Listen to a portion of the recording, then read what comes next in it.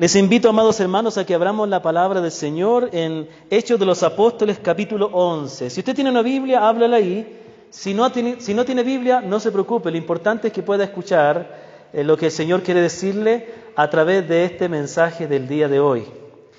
La semana anterior fue muy interesante, si se acuerdan, ¿no?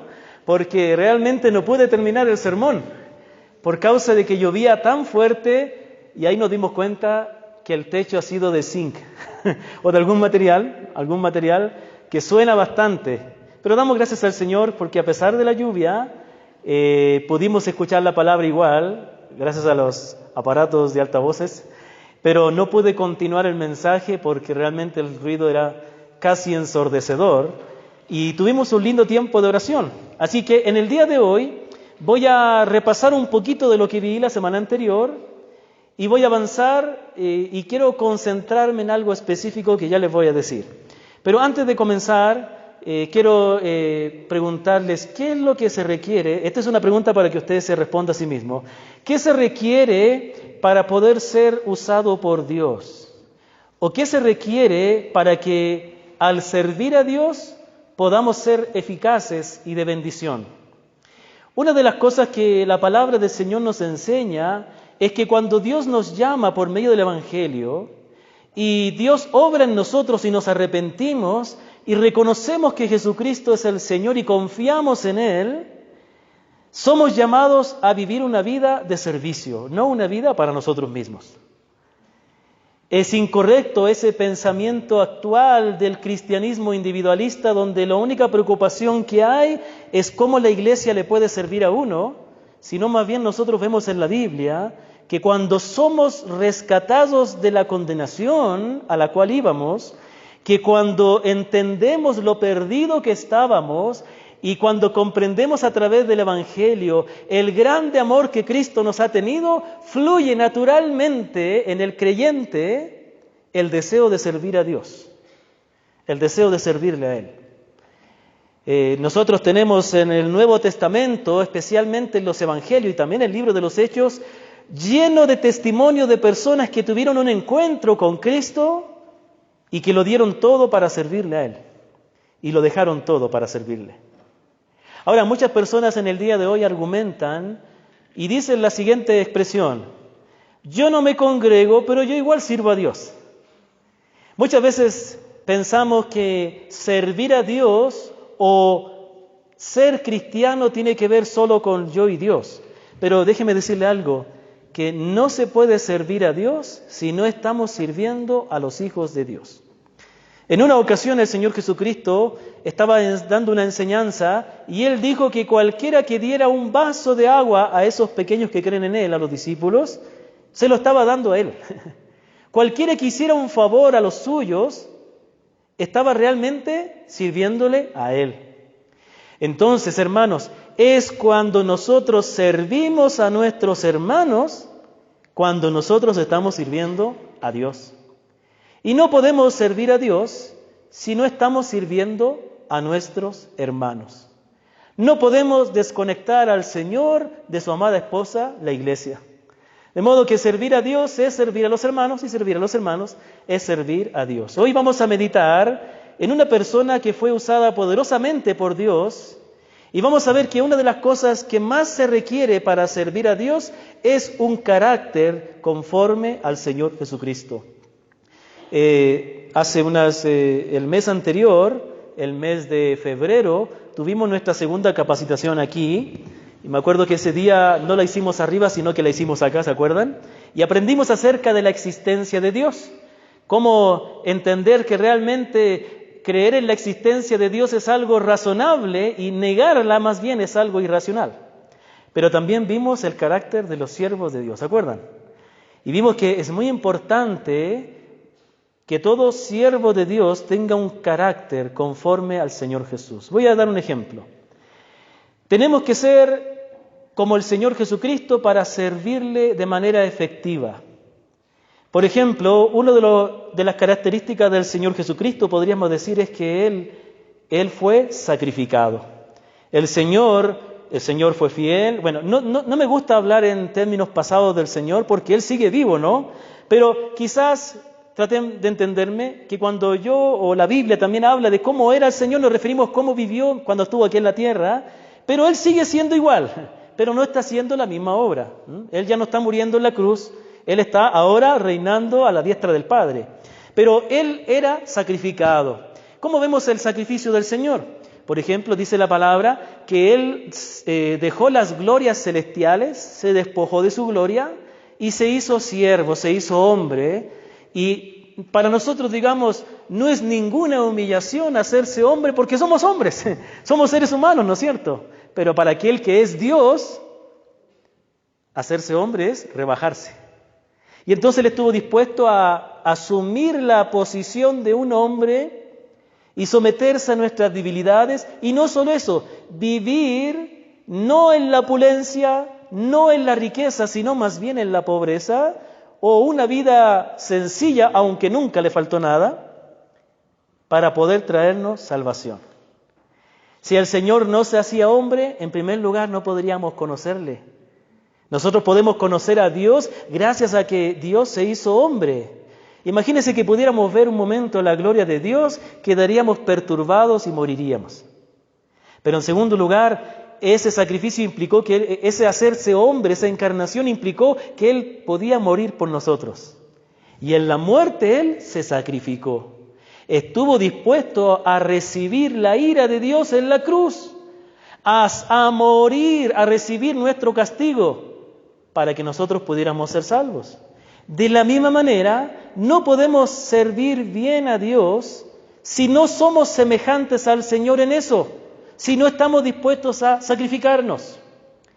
Muchas veces tenemos grandes ganas de servir al Señor, pero no estamos dispuestos a perder nada, no queremos perder nada. ¿Se acuerdan la historia que les conté hace tiempo de un hermano que era taxista y nosotros teníamos capacitación los días sábados en la mañana?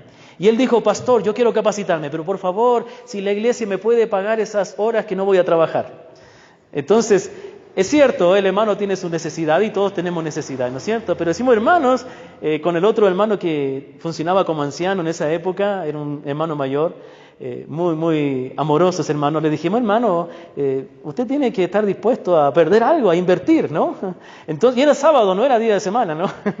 Sabemos que también, ustedes saben que como iglesia tratamos de tener las actividades no en un momento que entorpezca con su trabajo, porque sabemos que eso es necesario. Y entonces eso me hizo pensar de que muchas veces nosotros no estamos dispuestos a sacrificarnos. Mire, yo que pastor, yo quiero servir, pero no me pida que haga el aseo. No, eso no, yo nunca, ni en mi casa agarro una escoba, ni en mi casa. Bueno, es necesario sacrificarse, es necesario humillarse. Es necesario, para poder servir al Señor, sacrificar parte de nuestro tiempo, ¿no? Para poder de pronto tomar a un hermano nuevo y enseñarle, es necesario sacar tiempo, quizás tiempo que era de descanso, tiempo que pudiera dedicar a otras cosas. Yo, sacrifico eso para pasar un tiempo con una persona y predicarle el Evangelio. ¿Me comprende?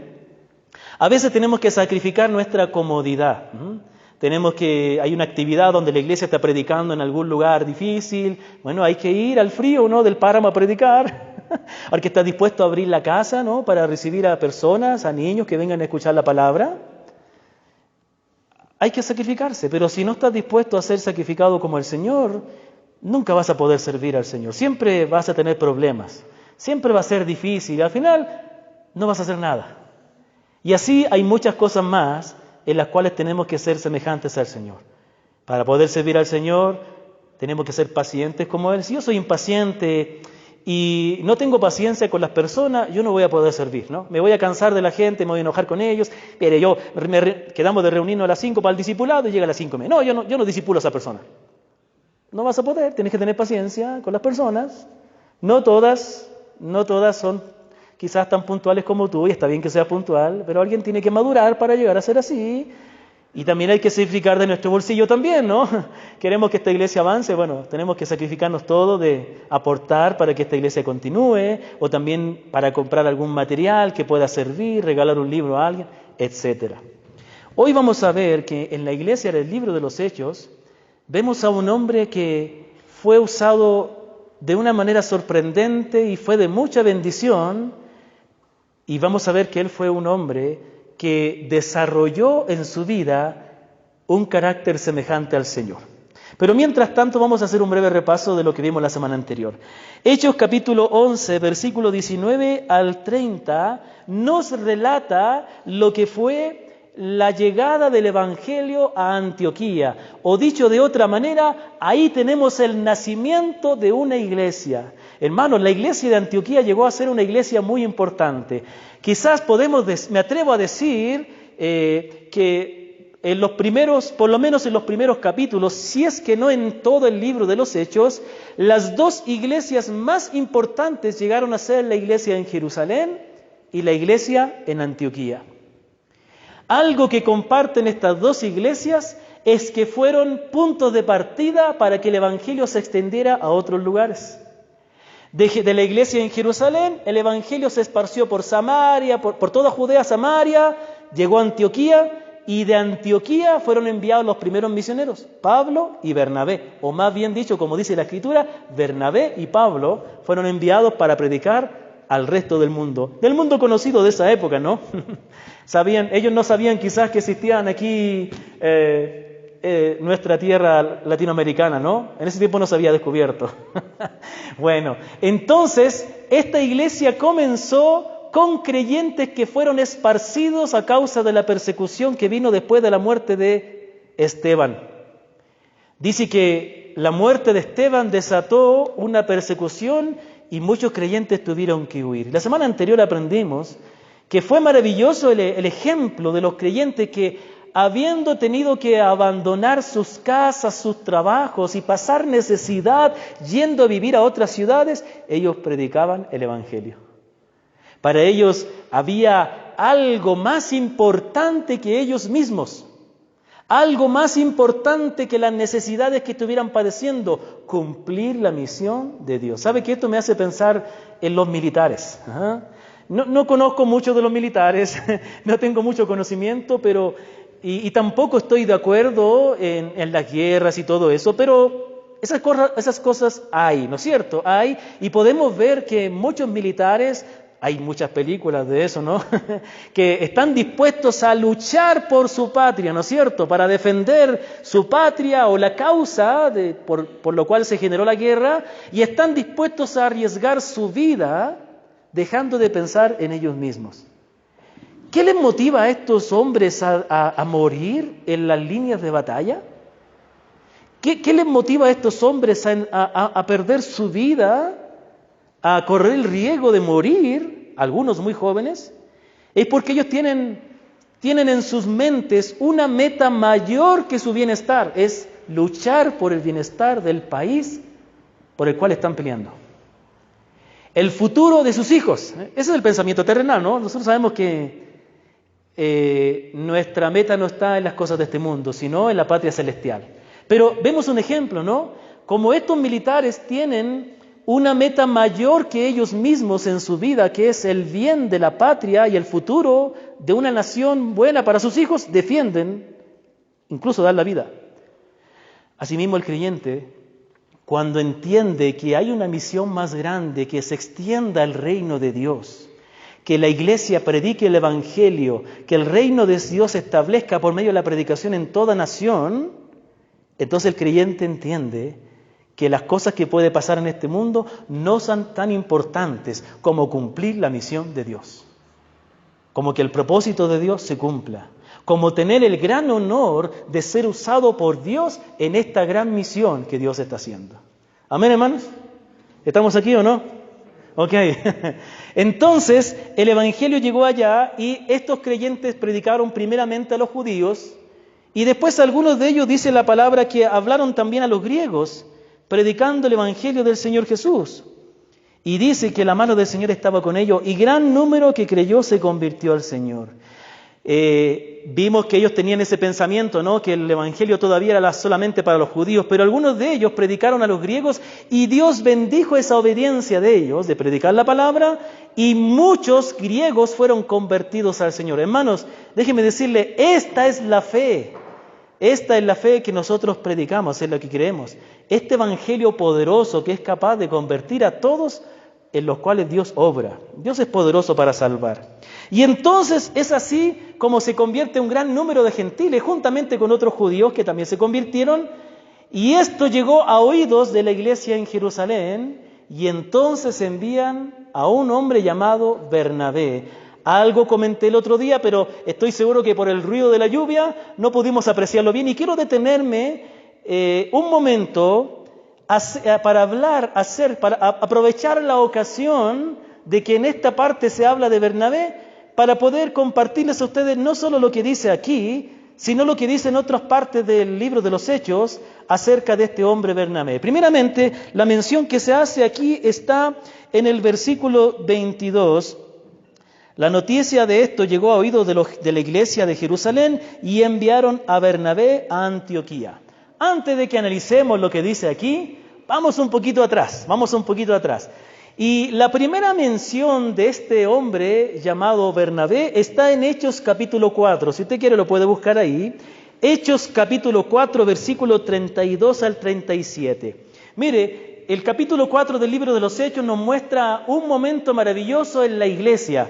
Un momento de avivamiento, por así decirlo, donde Dios estaba obrando de una manera maravillosa.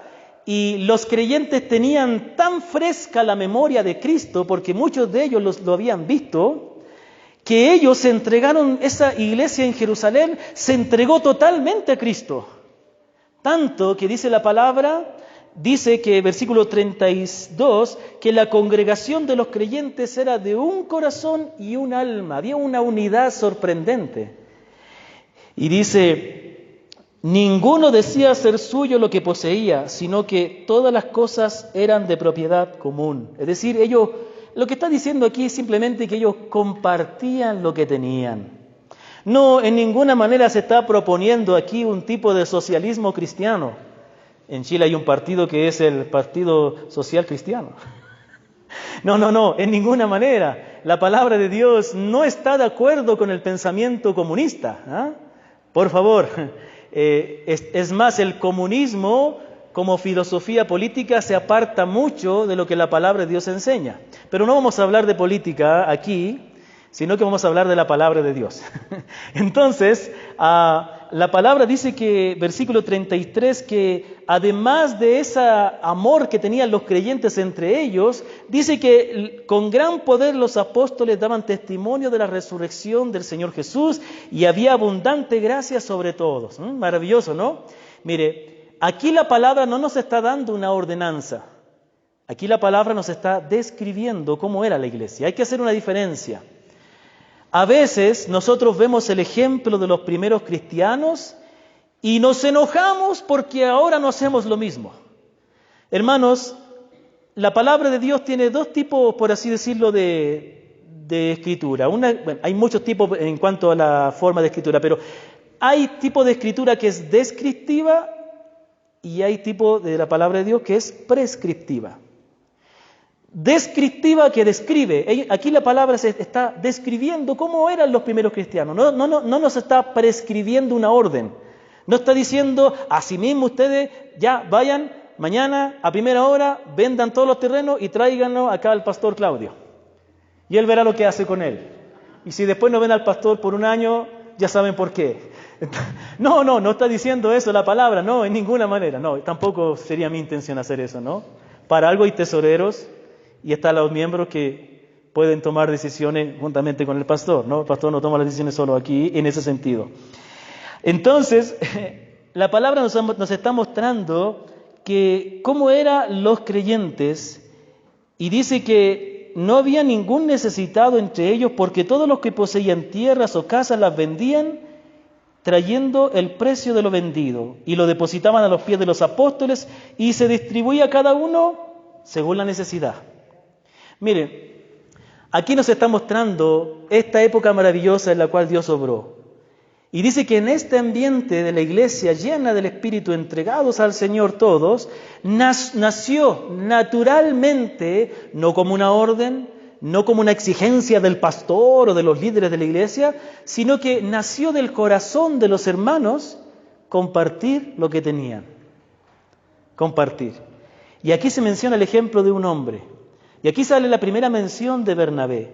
Dice versículo 36, y José, un levita natural de Chipre, a quien los apóstoles llamaban Bernabé, que traducido significa hijo de consolación, poseía un campo y lo vendió, trajo el dinero y lo depositó a los pies de los apóstoles.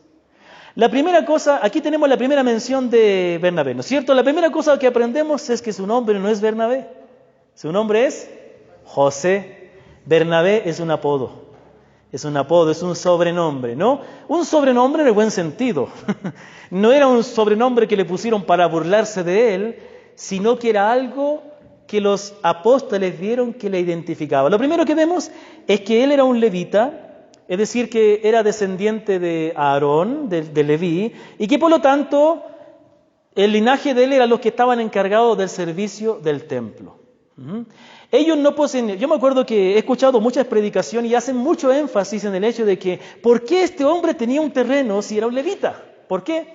Porque cuando en el Antiguo Testamento Josué reparte la tierra, cuando conquista la tierra prometida y reparten los territorios para cada una de las tribus, a la tribu de Leví no se le da ningún territorio, porque ellos servían en el templo y tenían que ser sostenidos por el resto del pueblo. Pero se refiere a que no tenían una extensión de tierra como tribu.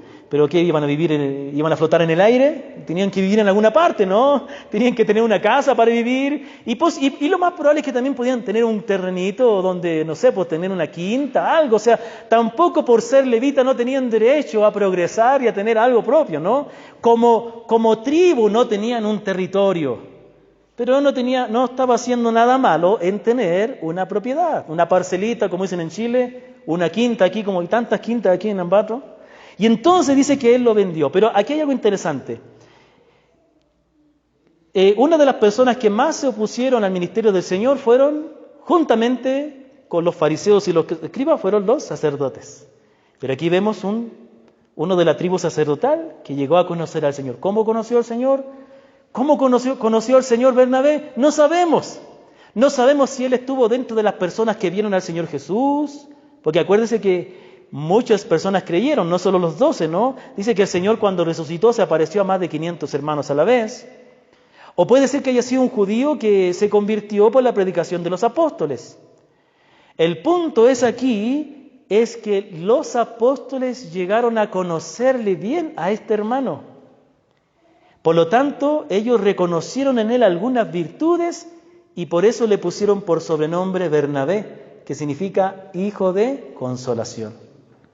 ¿Sabe que cuando nosotros pensamos en la palabra consuelo, consolar, pensamos en apoyar a alguien que está sufriendo la pérdida de un ser querido? El día lunes estuvimos con mi esposa visitando a un hermano de Coinonía que perdió a su hermana y a su cuñado en un accidente en el hogar. Y estuvimos ahí acompañando y pude predicar el Evangelio. Entonces cuando nosotros pensamos en consolar, cuando vamos a un velorio, ¿no? Acompañamos a la persona, estamos al lado de ella, ¿no es cierto? Pero el término consolar en la palabra es un término más amplio, que quiere decir alguien que se pone al lado con el propósito de ayudar, de un término que se ocupa aquí en Ecuador, acolitar. Acolitar, ¿no es cierto? Interesante, ¿no? ¿Sí sabía que ese término acolitar viene de la Iglesia Católica? Los que ayudan al sacerdote se les llama acólitos. Bueno, sacristán, monaguillo, pero también se les llama acólitos. El hermano acólito, hermano director de la alabanza. Muy bien, entonces, uno que está al lado ahí para ayudar, para sostener, para animar. Con esto aprendemos algo hermoso. Este hermano había desarrollado esta virtud de ayudar a otros. Y como vamos a ver en otros textos de la Biblia, por eso es lo que él se dedicó, a ayudar. Algo maravilloso que podemos aprender aquí es que los apóstoles, de entre toda la multitud que eran los cristianos, este hermano, ellos se fijaron en este hermano que tenía estas cualidades de ayudar, de consolar, de animar, y por eso le pusieron por sobrenombre hijo de consolación. Qué hermoso, ¿no? Qué hermoso que un creyente sea conocido por esas virtudes. Lamentablemente, a veces somos más conocidos por nuestros defectos que por nuestras virtudes. Y eso ocurre por dos errores. Primero, porque la mayoría de los creyentes tenemos esta costumbre de la naturaleza pecaminosa, ¿no? Esta costumbre antigua, de la vida antigua, de fijarnos en lo malo, en los defectos de las personas. Y algunos tienen desarrollado y agudizado los sentidos, de modo que detectan fallas que los demás ni siquiera se dan cuenta. Eso no es bueno, hermanos. Eso no es bueno. No es saludable. No es saludable. Porque concentrarnos en los defectos, en las deficiencias de las personas, hace que perdamos el amor por ellos, incluso que perdamos el respeto. Y nos hace olvidar de que nuestra mayor preocupación debe ser nuestros defectos, nuestros pecados, nuestras deficiencias. Esto en ninguna manera significa que debemos pasar por alto el pecado, pero significa esa manía constante de fijarnos. Pero nosotros como iglesia tenemos que tener esa buena costumbre de acordarnos de que cada creyente es un hijo de Dios, que es llamado santo, que es llamado justo por Dios y que Dios está haciendo una obra y tenemos que saber reconocer la obra que Dios hace en nuestros hermanos. Hermanos, la obra que falta en cada uno, no se preocupe, siempre va a faltar algo, siempre va a faltar alguna virtud que desarrollar y podemos ayudar a un hermano a hacerle caer en cuenta en lo que están dando mal. Eso está muy bien y no hay que dejar de hacerlo porque es la manera en que somos santificados. Pero una cosa muy buena también es aprender a ver las virtudes, porque es reconocer la obra de Dios en la persona. Por ejemplo, nosotros podríamos pensar en nuestra congregación, y podríamos pensar en todas las cosas que nos faltan como iglesia, pero si hiciéramos solo eso, estaríamos olvidando la obra que Dios ha hecho en nuestra iglesia. Tenemos que nosotros también tener un corazón que sepa entender cuál es la obra que Dios ha hecho y darle gracias al Señor por eso. Ellos supieron ver las virtudes de aquel. Y la otra razón por la cual cuesta encontrar las virtudes es que nosotros mismos no desarrollamos virtudes en nosotros. La obra de santificación es una obra de Dios, pero también es algo en lo cual nosotros necesitamos trabajar. Pregúntese por un momento, ¿cuántas veces usted se ha sentado a meditar acerca de qué es lo que le falta para ser más como el Señor? Hermanos, tenemos que nosotros ser creyentes maduros que vivan por sobre las circunstancias, ¿no? Ya es suficiente convivir todo el tiempo preocupado por esto, que por aquí, por allá. Mire, tranquilo, descanse, crea que el Señor le va a ayudar y más concéntrese en su carácter, ¿no? ¿Qué tengo en mi carácter que debo ser más como el Señor? ¿Hay alguna cosa en su carácter por lo cual usted está orando? Usted le está pidiendo, ¿hay alguno de ustedes que a lo mejor está orando al Señor para ser más humilde? Señor, ayúdame a ser humilde. Señor, necesito humildad, perdóname, hay mucho orgullo en mi corazón. Examinaos a vosotros mismos. Examíname, oh Dios, y conoce mi corazón. Me examino y me doy cuenta de que me falta humildad. ¿Estoy orando por eso? ¿O cuántos de ustedes están orando para que el Señor les ayude a amar más a los hermanos? Señor, dame más amor por mis hermanos. Me cuesta amarles, Señor. Es difícil. Me cuesta porque veo los defectos. Ayúdame a amar a los hermanos. Nosotros tenemos que trabajar en desarrollar las virtudes de Cristo en nosotros.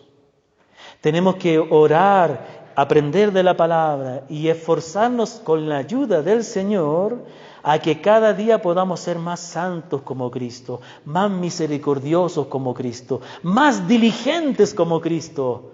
En el caso de los varones, más líderes como Cristo, ¿no? Más decididos, arriesgados como Él. Y las mujeres también, más sacrificadas, más amorosas como el Señor Jesucristo. ¿Me comprende? Este hombre era un hombre que había madurado en su fe. Era un creyente que estaba aprendiendo y estaba trabajando en su carácter. Una de las cosas que más es necesario para que personas sirvan efectivamente es su carácter. Y como pastor de la congregación, es mi deber no solo predicar, mi deber y mi deseo es ayudar a que otros sirvan. Pero una de las cosas en las cuales yo tengo que fijarme es en el carácter. Puede haber conocimiento, puede que la persona sea chévere, sea agradable, puede que la persona sea muy talentosa, pero si no tiene un carácter como el de Cristo, yo no puedo delegar ciertas responsabilidades. Yo no puedo otorgar y delegar ciertas responsabilidades a quien no esté creciendo a la imagen del Señor Jesucristo. Amén, hermanos. Entonces, él era un hombre que había desarrollado estas virtudes y los apóstoles lo reconocieron. También dice que era un hombre generoso. Dice que él no tuvo problema en vender esa propiedad y compartir para que la iglesia pudiera suplir las necesidades. Ahora pensemos por un momento, la palabra no nos dice aquí, pero piense usted, ¿por qué Bernabé estuvo dispuesto a dar el dinero de la venta de su terreno? Y sabemos que en cualquier tiempo la venta de un terreno no es poca cosa. Aunque sea un terreno chiquitito, algo es, se puede hacer algo, ¿no? ¿Por qué él estuvo dispuesto a invertir todo ese dinero y darlo a la iglesia, en vez de invertirlo en algún negocio, en vez de guardarlo para su jubilación? Lo cual son cosas buenas y legítimas y hay que hacer. Dios nos da sabiduría para ser buenos administradores también, ¿no? Hay que pensar también que yo no quiero llegar a viejo y que mis hijas me tengan que mantener. No, yo quiero ser un anciano de la tercera edad, llegar a los llegar a los 70 años, 80, no, Roma nomás. Llegar a los 70, 80 años y yo poder ayudar a mis hijas en lo que ellas quieren, no tener que depender de ellas, pero si lo hay que hacerlo, bueno, con humildad hay que recibir, ¿no? Pero, ¿qué hubo en este hombre para que él pudiera entregar todo ese dinero? ¿Se han puesto a pensar? Ahí es donde viene la meditación, ¿no? Meditamos. Bueno, cuando nosotros vemos la vida de Bernabé más adelante, vamos a ver que Bernabé se entregó por entero a la obra de Dios y estuvo dispuesto a ir a los lugares donde Dios le envió. ¿Sabe lo que motivó? Es el valor. Mire, allá en Chile, voy a hacer una ilustración. Allá en Chile es bien conocido por su solidaridad. Voy a hablar algunas cosas del mundo, ¿no? Pero es como una ilustración. Pero ustedes conocen a famoso Mario Kreuzberger, Don Francisco, el de Sábado Gigante, ¿no? Bueno, no sé si sabían, pero él es chileno. Es chileno y es judío de raza, ¿no? Bueno, pero es más ateo que no sé qué. Es chileno. Y Don Francisco, hasta el día de hoy, él organiza una vez al año la Teletón en Chile. Hermano, yo sé que aquí también hay Teletón en Estados Unidos, pero hermano, perdóneme, pero la Teletón en Chile ha llegado a ser parte de la cultura chilena. El 1 y 2 de diciembre, generalmente, todos los canales de televisión se unen y hacen una transmisión de 24 horas. 24 horas de solidaridad, etcétera. Ahí le parto lemas. Y vienen cantantes de todas partes del mundo aparte de promocionarse, ¿no? Porque también les sirve para promocionarse, para cantar, para actuar gratis, y se llenan varios teatros y la gente paga, y todo con animar a la gente a que vaya al banco a depositar a la cuenta para la Fundación Teletón. ¿Y qué es lo que es la Fundación Teletón? Es una fundación que ayuda a niños con discapacidad física. La Teletón tiene varios centros de rehabilitación alrededor de todo el país, tiene cientos de estos, y todo se sostiene con las donaciones que los chilenos hacen una vez al año. ¿Por qué la gente va a donar? Van los niños con sus papás a donar. Vienen las empresas, dice, empresa Nestlé aporta con tanto. ¿Saben por qué? Porque consideran que lo que hace la Teletón es algo importante. Todos saben que la importancia de la Teletón. Muestran testimonio de niños que eran discapacitados y pudieron caminar, o que a lo mejor no pudieron caminar, pero pudieron desarrollarse en la vida, etcétera. Todo con la ayuda de la Teletón. Entonces aquí viene el punto. Cuando algo es importante, nosotros no vamos a tener temor en aportar y ayudar para que eso avance. Eso es lo que había en el corazón de Bernabé. Bernabé no tuvo problema en ofrendar todo ese dinero porque él sabía que la causa del reino de Dios, que la iglesia, era algo importante. Yo quiero hacer un breve paréntesis aquí. Para las personas nuevas que nos acompañan, sepan que nosotros casi nunca hablamos de la parte económica, sino de lo que el texto dice. Pero aquí el texto nos dice de esto. Una de las cosas que los creyentes tenemos que desarrollar es el valor por la iglesia. Hermanos, muchas veces la iglesia no puede avanzar porque no tiene los recursos necesarios. Se necesitan recursos para pagar las necesidades del lugar, para ayudar a las personas que están pasando necesidad, También para los que predican la palabra y que viven del Evangelio, es un mandamiento de la palabra que la iglesia deba sostener a ellos, para que sigan predicando, y es una bendición para una iglesia cuando puede tener un ministro de la palabra dedicado a la predicación de la palabra. Muchas iglesias no lo tienen. Y también para que la iglesia pueda invitar otros predicadores, pueda hacer otras actividades. El punto es que la labor que hace la iglesia es importante. Por lo tanto, si es importante y valiosa, no vamos a tener problema en ayudar para que la obra avance. Amén, hermanos. Eso lo vemos el ejemplo de Bernabé. Después tenemos otro momento en que se habla de Bernabé, en Hechos de los Apóstoles capítulo 9. Hechos de los Apóstoles capítulo 9, capítulo 9 habla de la conversión de Saulo. Saulo había sido un hombre que había perseguido a la iglesia, pero mire lo que pasó. El Señor se le aparece y este Saulo se convierte en un perseguidor de Cristo a un predicador de Cristo. Inmediatamente lo que hace Saulo es irse a Jerusalén donde están los apóstoles. ¿Para qué? Para que él, aún siendo apóstol, tenía que someterse a las autoridades de la iglesia para servir de manera ordenada. Pero dice capítulo 9, versículo 26, que cuando Saulo llegó a Jerusalén, trataba de juntarse con los discípulos, pero todos le temían, no creyendo que fuera discípulo. ¿Qué ha de ser discípulo este? Si este metió a alguno de nosotros a la cárcel, seguramente está aquí camuflado y en algún momento nos va a atrapar a todos. ¿No es cierto? Pero versículo 27 dice, miren lo que dice, pero Bernabé lo tomó y lo presentó a los apóstoles y les contó cómo Saulo había visto al Señor en el camino y que él le había hablado y cómo en Damasco había hablado con valor en el nombre de Jesús. Mire, era lógico que los discípulos y los apóstoles le tuvieran miedo a Saulo, porque él había perseguido a la iglesia. Dice la palabra que él asolaba a la iglesia, es decir, él causaba un daño, él perturbaba, era un Hitler de la iglesia.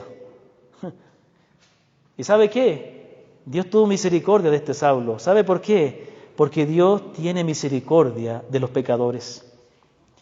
Y no importa cuán grande sea el pecado de alguien, si esa persona es llamada por Cristo, si esa persona Dios obra y se arrepiente y reconoce y está dispuesta a entregar su vida a Cristo, Cristo no la rechazará. El mismo apóstol Pablo dice que Dios me salvó a mí para ser de ejemplo a los demás. A mí que soy el peor de los pecadores, dice él, el primero de los pecadores. Si Dios salvó a Saulo, que había hecho daño a la iglesia, que autorizó la muerte de muchos cristianos, la ejecución de muchos cristianos, yo creo que ninguno de nosotros somos tan malos como Saulo. El Señor también puede tener misericordia de cada uno de nosotros si nos arrepentimos. Y entonces dice que quien le ayudó a Saulo para que sea aceptado por la iglesia fue Bernabé. Bernabé le tomó e intercedió por él. Esto es algo maravilloso de Bernabé. Ahí se muestra este hijo de consolación. Ahí se muestra este hombre que está al lado para ayudar. Él vio a este Saulo solo, discriminado por la iglesia, y se interesó en la vida de Saulo. Hermanos, a veces los creyentes los creyentes necesitamos que otros nos ayuden. Todos los creyentes. ¿Y sabe quién son los que más necesitan ayuda? Los nuevos creyentes. Las personas nuevas. Incluso no solo los nuevos creyentes, las personas que son nuevas en la congregación. No le es fácil integrarse. A veces la gente se queja, no, en esta iglesia nadie saluda. Pero a veces las personas nuevas tampoco hacen mucho esfuerzo. No quieren saludar, pero a veces es porque no les es fácil.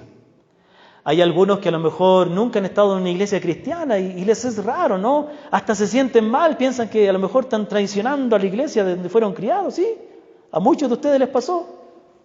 Pero es cuando algún hermano se acerca y entabla una amistad o muestra interés que esa persona se siente en confianza. ¿Me comprende? Entonces, aquí vemos este corazón amoroso de Saulo, de Bernabé. Ahí se muestra este hombre que se interesa en la vida de un creyente y le ayuda. Es más, yo me atrevo a decir, por lo que vamos a ver adelante, que Dios usó a Bernabé para levantar a Saulo. Nosotros siempre vemos a Pablo. Saulo es Pablo, ¿no? San Pablo. Vemos a Pablo como el gran misionero, el gran apóstol que predicó por todo el mundo, ¿no? Bueno, dice, ya, los católicos aman a Pedro y nosotros los evangélicos amamos a Pablo. No, los apóstoles son de la iglesia del Señor, ¿no?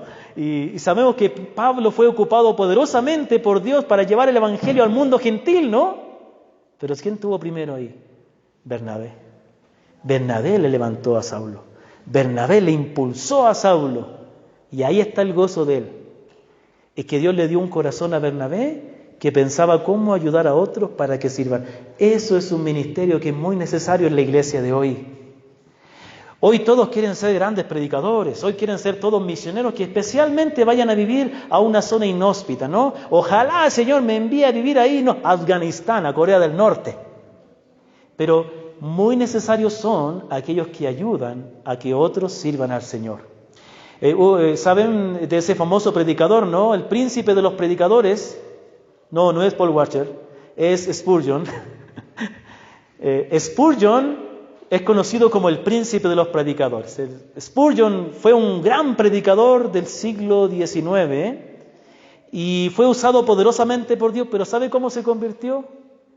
Él un día estaba yendo a su iglesia, creo que en la semana o un domingo, no me acuerdo, y había tanta nieve que él no alcanzó a llegar a su iglesia y más bien encontró por ahí otra iglesia, una iglesia metodista.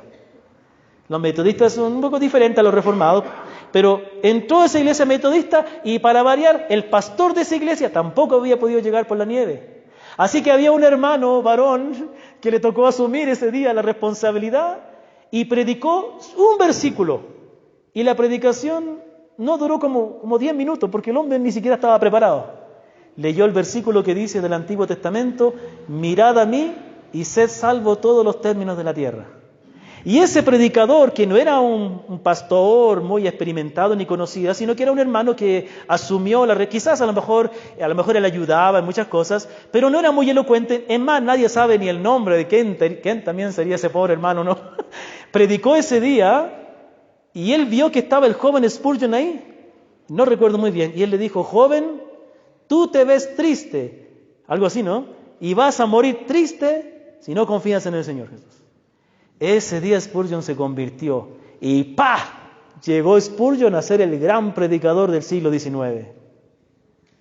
Hermanos, la gente hacía fila no para ver a Hilson, la gente hacía fila para escuchar a Spurgeon, para un predicador. Y no era un predicador que decía: Dios quiere lo mejor de ti, lo mejor de tu vida ahora. Él hablaba del pecado, del arrepentimiento, hablaba de Cristo. Y mucha gente se convirtió. Y este hermano le predicó. Yo no soy ningún Spurgeon, pero yo tuve un hermano, un joven de la iglesia que se interesó en mí. Él me vio que yo era creyente, mis padres iban a la iglesia, mi padre predicaba en la iglesia, pero él se acercó a mí y me comenzó a discipular y me comenzó a enseñar. Y él fue el que me motivó a ser misionero. Él me ayudó. Yo comencé a predicar en la iglesia con la ayuda de él. Él me estimuló, me animó. ¿Me comprende? Yo estoy sirviendo al Señor porque personas se interesaron en mí. Y después, cuando llegué a los 19 años, yo quería ser misionero. Y fui a una conferencia misionera. Y sabe que en esa conferencia de jóvenes fueron varios predicadores, entre ellos varios misioneros, otros pastores. Y predicaron del libro de los Hechos y animaban a los jóvenes a que sirvan al Señor. Y sabe que yo quería ser misionero, y yo servía en la iglesia, yo predicaba. Y sabe qué, yo me acerqué a uno de los misioneros, le dije: yo quiero ser misionero, y no me creyó. Él no creyó que yo quería ser misionero. Dudó, ¿no será algo emocional y todo? Pero hubo una persona que se interesó en mi llamado misionero, una joven, una señorita que estaba ahí y que era extranjera, era de Ecuador. Sí. Y en serio, en esa conferencia yo conocí a esta joven ecuatoriana, que ella era jovencita y estaba colaborando en una iglesia como misionera, y ella me animó. Yo me fui ya el último día decepcionado porque realmente no me dieron ningún consejo los pastores, no creyeron. Me fui a la cocina, faltaba como 3 horas para irme, y me fui a la cocina y estaban todas las hermanas y estaba ella ahí, y digo: oiga, yo le trataba de usted porque, con respeto, ¿no? Y digo: ¿usted es misionera? Sí, me dijo. Y yo quiero ser misionero. Y me animó. Y bueno, me animó tanto que me casé con ella. Entonces, mi esposa. Entonces, pero Pero ¿sabe qué? Estas dos personas, este joven de la iglesia y mi esposa, y bueno, también mis padres, fueron los que se interesaron en mi llamado. Nadie, hermano, nadie me creía que yo quería ser misionero. Peor el pastor de la iglesia, realmente no confiaba en mí. La gente no creía que yo quería ser misionero. No sé qué había en mi cara, no sé, algo, no sé qué había en mí, pero estas personas me animaron y me levantaron. Y después, bueno, por medio de mi esposa conocí a un misionero, don Daniel Roger, que me invitó a Ecuador. ¿Me comprende? También el hermano Steve se interesó en mí, en mi ministerio, y él me aconsejó, me ayudó. Entonces, este ministerio es el que hizo Bernabé. Tomó a Saulo y lo impulsó. Y entonces, cuando llegamos a Hechos capítulo 11, y dice que Bernabé es enviado a la iglesia de Antioquía. ¿Pero qué es lo que hace Bernabé? Mire lo que dice Hechos 11, versículo 25, versículo 22, dice que la iglesia envió a Bernabé, versículo 23, el cual cuando vino y vio la gracia de Dios se regocijó y animaba a todos que con corazón firme permanecieran fieles al Señor, porque era un hombre bueno y lleno del Espíritu Santo y de fe. Y una gran multitud fue agregada al Señor. Pero mire lo que dice el versículo 25. Bernabé salió rumbo a Tarso para buscar a Saulo, y cuando lo encontró lo trajo a Antioquía, y se reunieron con la iglesia por todo un año, y enseñaban a las multitudes, y a los discípulos se les llamó cristianos por primera vez en Antioquía. ¿Sabe qué? Esta era la gran oportunidad de Bernabé. La iglesia en Jerusalén le pide a Bernabé que vaya a Antioquía. Pero ¿sabe lo que hace Bernabé? Va a buscar a Saulo, para que él también participe de eso. Y después, más adelante, en los capítulos 15, la iglesia de Antioquía, porque Dios les dijo, enviaron a Bernabé y a Saulo como misioneros, con el respaldo, con el apoyo, para predicar el evangelio en el mundo gentil. Y ahí es donde Saulo es impulsado. Y después la historia nos habla solo de Saulo, ¿no? Pero ¿quién fue el que le motivó? ¿Quién fue el que le ayudó? Bernabé. ¿Bernabé? Sí, tenemos a un gran apóstol Pablo. Y tenemos a un Bernabé que ayudó a que ese hombre sirviera al Señor. Bernabé no estaba interesado en el éxito de su ministerio, él estaba interesado en el bienestar de la iglesia. Él quería que Dios levantara más personas y ayudara a otros para que sirvieran en la iglesia. Así debe ser todo siervo del Señor. Todo siervo del Señor no debe pensar en sí mismo, sino en cómo otros pueden servir a la iglesia. Pero obviamente de una manera ordenada, de una manera clara. Lo que podemos ver entonces en Bernabé, que era un hombre conocido por tener esa disposición de ayudar, un hombre generoso, un hombre que se interesaba en la vida de otros y por eso ayudaba, pero también era un hombre de buen testimonio y un hombre ordenado. ¿Por qué él fue a predicar a Antioquía? Porque la iglesia en Jerusalén le envió. Una de las cosas que nosotros vamos a ver en los siervos de Dios es que siempre los siervos de Dios actúan en armonía con los líderes de la iglesia. Un consejo que yo recibí y que yo siempre procuré es que nunca servir de manera independiente de la iglesia. Cuando yo vivía en Quito, yo anhelaba estar a tiempo completo sirviendo al Señor y bueno, en la iglesia no tenía mucha oportunidad. Entonces lo que yo hacía era, iba a predicar a la calle, me metía a los centros de salud, predicaba el evangelio y el guardia me sacaba. Pero aún sacándome, seguía predicando el evangelio. ¿Ya? Y predicaba en las estaciones en la calle, predicaba el evangelio. Yo era medio evangelista en esa época, pero siempre yo informaba a los ancianos de la iglesia de lo que estaba haciendo, aunque ellos no tenían ningún interés en lo que yo estaba haciendo. ¿Sabe qué? Yo oré, y el Señor puso la iglesia de Maús de Quito, porque yo me congregaba en la iglesia del norte, y la iglesia de Maús de Quito habló con los ancianos de mi iglesia, y los ancianos de la iglesia hablaron conmigo diciendo, la iglesia de Maús está considerando a ti, Claudia, y a tu esposa para enviarlos a Ambato a hacerse cargo de la iglesia, como misioneros. ¿Y sabe qué? Yo, después de un tiempo de oración, yo hice caso al consejo de los ancianos. Y me cambié de membresía a la otra iglesia de Maús, y después de 4 meses de estar viniendo acá una vez al mes, fuimos encomendados, ya les voy a mostrar la foto en el grupo, tenemos la foto de la encomendación, justamente fue en marzo, la encomendación, y fuimos enviados con el respaldo, con el apoyo de los ancianos de las 2 iglesias, más otro pastor de una iglesia bautista que también fue ese día mi encomendación, y enviados. Yo estoy sirviendo acá no porque yo quise, es porque el Señor, a través de su iglesia, me enviaron para acá. ¿Me comprende? Cuando comenzamos la iglesia en Molalillo, también no la comencé de manera independiente acá. Yo avisé a los hermanos, oramos, muchos hermanos participaron de esto, ¿no? Pero también la iglesia de Quito. Ellos sabían, incluso ellos pagaron el arriendo de Molalillo por muchos años. Entonces aquí vemos que Bernabé actúa bajo la autoridad de su iglesia. Después, más adelante en el capítulo 15, es enviado por la iglesia de Antioquía a predicar en el primer viaje misionero con Pablo. Nosotros siempre decimos los viajes misioneros de Pablo. Es que no fueron los viajes misioneros de Pablo solamente, de Pablo y los que estuvieron con él. Pero el primer viaje misionero, la palabra dice que en la iglesia de Antioquía Dios le dijo a los ancianos, a los líderes, apartadme a Bernabé y a Saulo para la obra que los he llamado. Y la iglesia envió a Bernabé y a Pablo al primer viaje misionero. ¿Me comprende? Y eso es algo que a veces se desconoce, ¿no? Y entonces, ¿qué vemos aquí? Vemos que Bernabé era un hombre temeroso de Dios. Y más encima la palabra dice que era un hombre bueno, lleno del Espíritu Santo y lleno de fe. Para concluir esta parte, quiero decir que este hombre fue ocupado para ser de bendición a la iglesia porque Dios lo llamó, pero también Dios hizo una obra en él y él tenía un carácter conforme a Cristo. Lo que más se requiere en las iglesias de hoy es que Dios levante hombres y mujeres que sirvan a otros, pero tienen que tener ese corazón dispuesto a servir, dispuesto a sacrificarse, dispuesto a someterse a las autoridades, dispuesto a servir en lo que se les diga, dispuestos a servir con diligencia, con responsabilidad, dispuestos a amar a los hermanos. Dice que cuando Bernabé fue a Antioquía, prácticamente fue una bendición para los hermanos. Fue de bendición, de modo que en un año la iglesia ya maduró tanto que ya tenía profetas, tenía maestros, tenía ancianos ya. ¿Me comprende? Entonces, esta es la obra de Bernabé. ¿Y cuál fue el fruto del trabajo de Bernabé y de Saulo en Antioquía?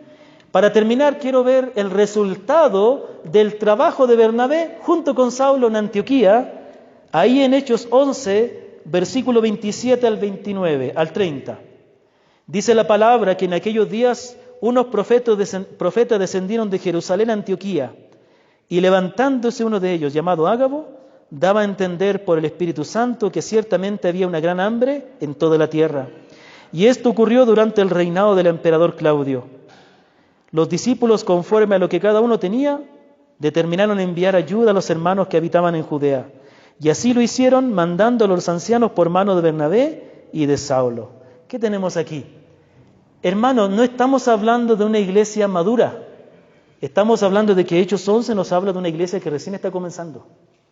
Y por aquel tiempo, por el tiempo en que fueron Pablo, Bernabé y Saulo, por aquel tiempo, unos profetas, en ese tiempo estaba vigente el don de profecía, y estos profetas anunciaron que iba a haber una hambruna, y hubo una hambruna, hubieron varias hambrunas en esa época, y una de ellas afectó a la provincia de Judea, donde se encuentra Jerusalén, Belén, todos esos lugares ahí.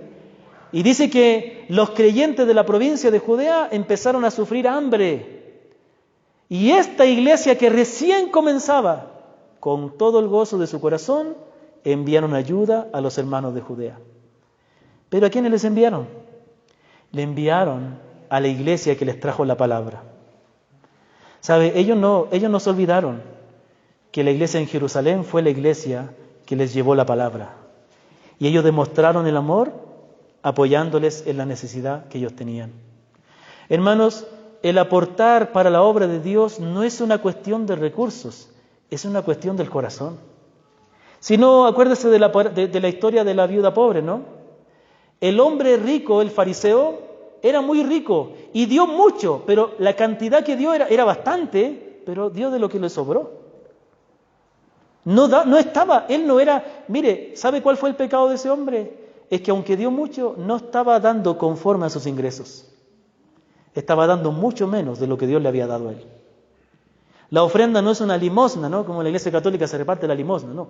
La ofrenda es un compromiso donde apartamos proporcionalmente a lo que recibimos. Mientras más recibimos, más debemos dar. Pero en cambio, esta viuda pobre hizo todo lo contrario. Dio muy poco en comparación con el fariseo, pero dio mucho porque dio todo lo que tenía. Todo. Lo dio todo. ¿De qué iba a comer? ¿Con qué iba a subsistir? Ese dar demostraba que ella estaba confiando en el Señor. Cuando uno da para la obra de Dios, ¿usted cree que Dios no será fiel en proveer? ¿Usted cree que Dios le va a estafar a usted? No, no es así. Entonces vemos en esta iglesia que esta iglesia ya era una iglesia que estaba tan conmovida por haber recibido el Evangelio que esta iglesia no tuvo problema en aportar para los hermanos y también entendían que eran sus hermanos a los que tenían que ayudar. No es suficiente con decir voy a orar, también hay que poner manos a la obra. Eso es lo que dice Santiago, el hermano del Señor. Él dijo, cualquiera que vea a su hermano desnudo y dice, anda tranquilo, vístete, y no le das nada, tu fe es una fe muerta, dice.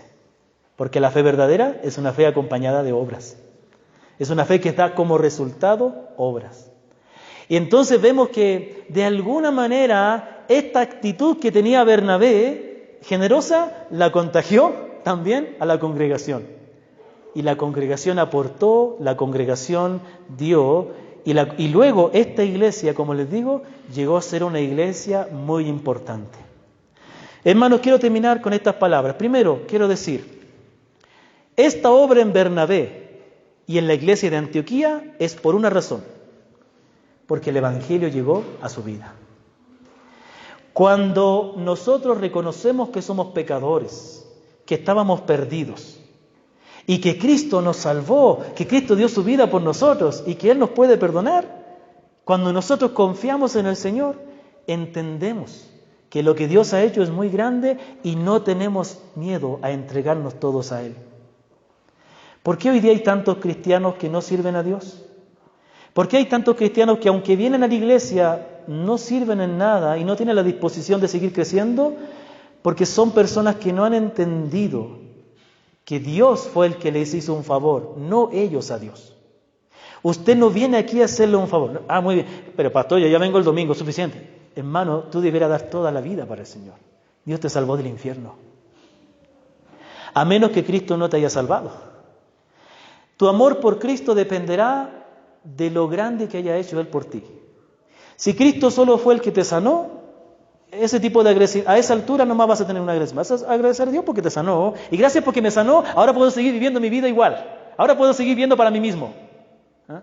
Si Cristo es solo el que te ayudó en tu matrimonio cuando andabas mal, como pasan muchas personas, me pasó cantidad de personas, cantidad de hermanos, vienen a mí pidiendo ayuda por el matrimonio, etcétera, les predico el Evangelio. ¿Se les arregla el matrimonio? Nunca más se le ve en la iglesia. Me ha pasado con muchas personas. Aquí me ha pasado mucho. Nunca más vuelven.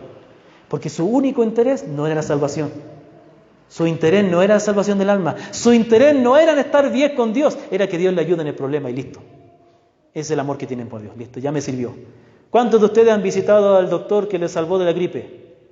¿Cuántas veces vas al año a entregarle un regalito al doctor? Pero solo fue una gripe nomás. ¿Quiere que toda la vida esté agradecido con el doctor? Ya, listo, me ayudó en mi problema médico, ¿no? Y está bien, ¿no es cierto? Sería raro, ¿no? Sería medio loco hacer algo diferente. Claro, cuando Dios es solo eso, ese amor no más vas a tener. Pero cuando Cristo es aquel que te perdonó tus pecados, aquel que te salvó del infierno, aquel que te amó cuando tú entendiste que eras sucio, pecador y rebelde, ¿sabes qué? Tú eres como ese perrito rescatado de la calle. Tú te entregas a Él, le amas con todo el corazón. Y cuando una iglesia entiende que Dios es el que ha formado esta congregación, que Dios es el que da la palabra, que Dios es el que pone hermanos, que Dios es el que sustenta esta iglesia, entonces esa iglesia le sirve, esa iglesia crece, esa iglesia madura. El valor de la obra de Dios en nuestra vida. Hermanos, necesitamos hombres y mujeres como Bernabé, que cultiven en su vida las virtudes de Cristo.